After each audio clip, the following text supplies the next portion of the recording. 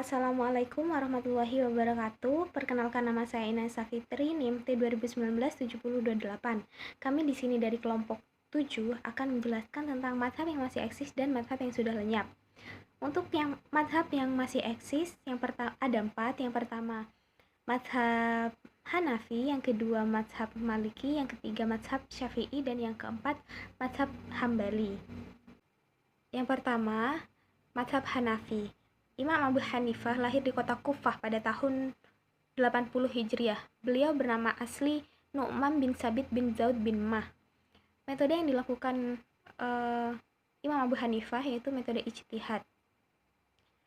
Metode pokok ijtihad Imam Abu Hanifah antara lain: yang pertama Al-Quran, yang kedua Sunnah Rasulullah dan atsar yang sahih yang diriwayatkan oleh orang thiqah, yang ketiga ijma' sahabat. Apabila sahabat berbeda pendapat, ia memilih salah satu pendapat yang paling dekat dengan Al-Quran dan Sunnah dan meninggalkan pendapat yang lain. Yang keempat yaitu qiyas. Apabila beliau tidak menemukan hukum di dalam Quran, hadis, dan ijtihad, beliau melakukan ijtihad dengan menggunakan qiyas terlebih dahulu. Yang kelima yaitu istihsan. Bila ada pertimbangan khusus, beliau meninggalkan qiyas dan melakukan istihsan. Yang keenam yaitu qaul sahabat. Apabila ikhtilaf, aku akan mengambil pendapat sahabat yang aku kehendaki dan aku tidak akan pernah berpindah dari pendapat satu ke pendapat yang lain. Begitu kata Imam Abu Hanifah.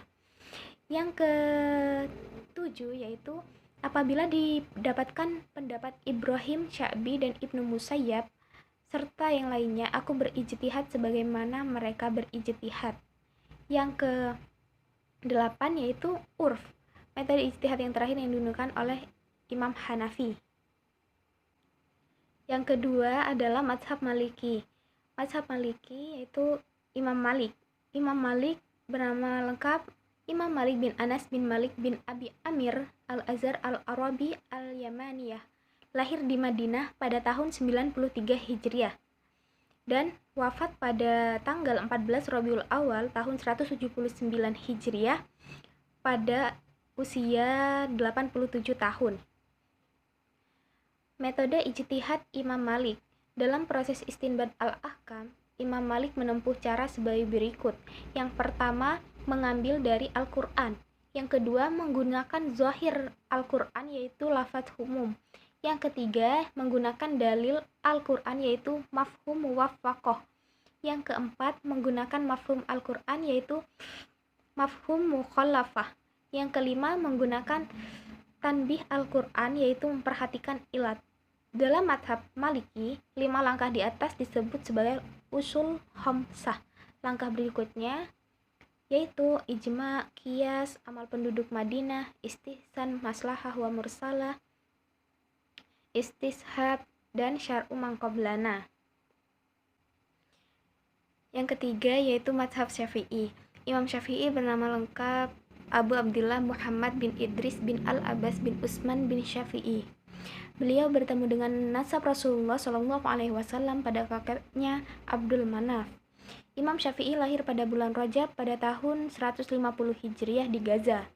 Tak lama dari kelahiran beliau, ayah beliau wafat. Ibu beliau bernama Fatimah Al-Aziziyah, salah satu kabilah di Yaman. Imam Syafi'i kecil memiliki kecerdasan yang mengagumkan serta kecepatan hafalan yang luar biasa. Metode ijtihad Imam Syafi'i secara umum yaitu berdasarkan yang pertama Al-Quran dan Sunnah, yang kedua ijma' terhadap sesuatu yang tidak terdapat dalam Al-Quran dan Sunnah, yang ketiga qaul sebagian sahabat tanpa ada yang menyalahinya, yang keempat pendapat sahabat Nabi yang ikhtilaf, yang kelima qiyas pendapat Al-Quran dan Sunnah, yang keenam apabila hadis telah muttasil dan sanadnya sahih berarti ia termasuk berkualitas atau muntaha. Yang ketujuh, makna zahir hadis diutamakan. Ia menolak hadis munqati kecuali yang diriwayatkan oleh Ibnu Musayyab. Yang kedelapan, pokok atau al-asl tidak boleh dikiaskan kepada pokok. Bagi pokok tidak perlu dipertanyakan mengapa dan bagaimana. Keduanya itu yaitu mengapa dan bagaimana hanya boleh dipertanyakan kepada cabang atau furu. Yang kesembilan yaitu kias dapat menjadi hujah ketika pengkiasannya benar. Yang keempat yaitu mazhab Hambali. Ibnu Hambal lahir pada tahun 164 Hijriah di Baghdad. Nasab Ibnu Hambal sampai kepada Rasulullah SAW pada Nizar bin Ma'ad bin Adnan. Penisbatan Ibnu Hambal yang terkenal adalah kepada kakeknya Hanbal, maka orang-orang mengatakannya Ibnu Hambal. Metode ijtihad Imam Ahmad bin Hambal yaitu dibangun atas 5 dasar. Yang pertama, an-nusus dari Al-Quran dan Sunnah. Apabila telah ada ketentuan dari keduanya, ia berpendapat sesuai dengan makna tersurat atau mantuk, sementara makna tersiratnya atau mafhum ia abaikan. Yang kedua, apabila tidak ditemukan dalam Al-Quran dan As-Sunnah, ia menukil bahwa fatwa sahabat dan memilih pendapat sahabat yang disepakati sahabat lainnya. Yang ketiga, apabila fatwa sahabat berbeda-beda, ia memilih salah satu pendapat yang lebih dekat kepada Al-Quran dan Sunnah. Lalu menggunakan hadis mursal dan do'if apabila tidak ada atsar, qaul sahabat, atau ijma' yang menyalahinya. Selanjutnya, apabila hadis mursal dan do'if sebagaimana disyaratkan di atas tidak didapatkan, ia menanalogikan atau mengkiaskan. Dalam pandangannya, kias adalah dalil yang dipakai dalam keadaan terpaksa. Langkah terakhir adalah menggunakan Zat Az-Zarra'i. Assalamualaikum warahmatullahi wabarakatuh.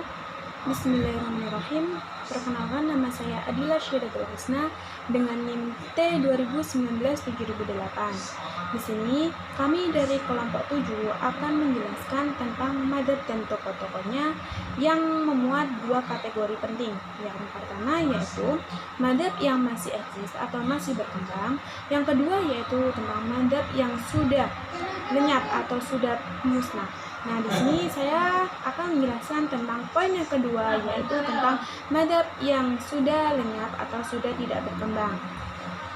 Madzhab yang tidak berkembang diantaranya yang pertama yaitu Imam Dawud Az-Zahiri, yang kedua yaitu Al-Imam Abu Amir Abdurrahman Ibnu Muhammad Al-Auza'i, yang ketiga yaitu Abu Abdillah Sofyan bin Said Al-Sawri, yang keempat yaitu Abdul Haris Alais Ibnu Said Al-Fahmi, dan yang terakhir yaitu Abu Ja'far Muhammad Ibnu At-Tabari.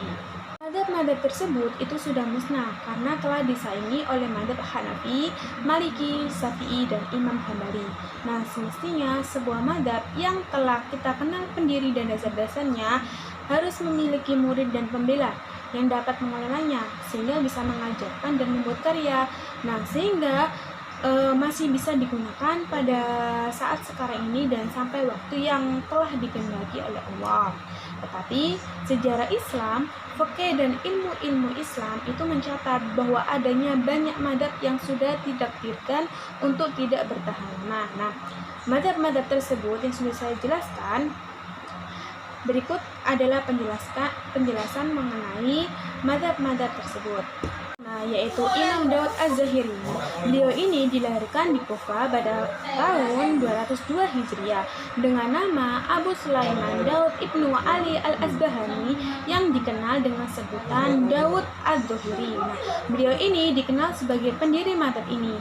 Awalnya beliau ini bermadzhab Syafi'i dan amat teguh memegang hadis, sedangkan ayahnya ini bermadzhab Hanafi.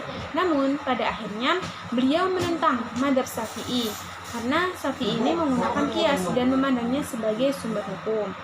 Beliau ini dikenal dengan madzhab Al-Dhahiri karena beliau ini berpegang pada dhahir Al-Quran dan As-Sunnah yang tidak menerima adanya ijma' kecuali ijma' yang diakui oleh semua ulama. Yang kedua yaitu Al-Imam Abu Amir Abdurrahman Ibnu Muhammad Al-Auza'i. Nah, beliau ini dikenal dengan nama Al-Auza'i, lahir di Ba'labaka pada tahun 88 Hijriah dan wafat pada tahun 157 Hijriah. Nah, keluarganya berasal dari Tawanan Ainun Tamar. Ketika muda, beliau ini belajar hadis. Beliau mempelajarinya dari Atha bin Abu Robah, Az-Zuhri, dan orang-orang yang sederajat dan para pembesar hadis dalam meriwayatkan hadis. Imam Abu Amir Abdurrahman Ibnu Muhammad Al-Auza'i termasuk orang-orang yang tidak mengingkari kias. Mazhab ini itu awalnya dianut oleh penduduk Syria, kemudian pindah ke Spanyol. Nah, dibawa oleh pengikut-pengikutnya dari Syam yang berpindah ke sana. Setelah kekuasaan Daulat Umayyah bisa mulai lemah. Tetapi kemudian mazhab ini surut di Syam, disaingi oleh mazhab Syafi'i pada abad kedua Hijriah di Syria dan Spanyol, bersaingi oleh mazhab Maliki pada pertengahan abad ketiga Hijriah. Tiga yaitu Abdullah Sofyan bin Said al-Sauri. Nah, beliau ini lahir di Kufah pada tahun 97 Hijriah dan wafat pada tahun 161 Hijriah. Nah, beliau ini sebagai seorang mujtahid yang hidup pada masa seorang mujtahid besar yaitu yang bernama Imam Hanifah. Beliau ini termasuk imam ahli hadis. Beliau ini berada pada masa Abu Hanifah, tetapi beliau ini menjauhkan diri dari ra'yu karena pandangannya dalam mengistinbatkan hukum itu berdasarkan hadis. Keempat yaitu Abdul Haris Al-Laits Ibnu Sa'ad Al-Fahmi. Nah, beliau ini merupakan pendiri mazhab Al-Laits yang wafat pada tahun 175 Hijriah. Nah, beliau ini dikenal sebagai seorang yang ahli fikih di Mesir pada masa Imam Syafi'i. Nah, Syafi'i ini berpendapat tentang Al-Laits. Beliau lebih pandai daripada Maliki, hanya saja teman-temannya tidak mau membukukan pendapat-pendapatnya dan menyiarkan ke kalangan jumhur, sebagaimana mereka membukukan pendapat-pendapat Maliki. Mengistinbatkan hukum, Al-Laits ini tidak berbeda dengan cara Imam Maliki dalam mengistinbatkan hukum, yaitu berangkat dari sebuah hadis, selanjutnya beliau menggunakan maslahat jika tidak ditemui sebuah hadis. Terakhir yaitu Abu Ja'far Muhammad Ibnu Jarir At-Tabari. Nah, beliau ini merupakan pendiri mazhab At-Tabari. Beliau lahir pada tahun 224 Hijriah dan wafat pada tahun 310 Hijriah di Baghdad. Nah, beliau ini dikenal sebagai seorang yang mujtahid, yang ahli sejarah dan ahli tafsir.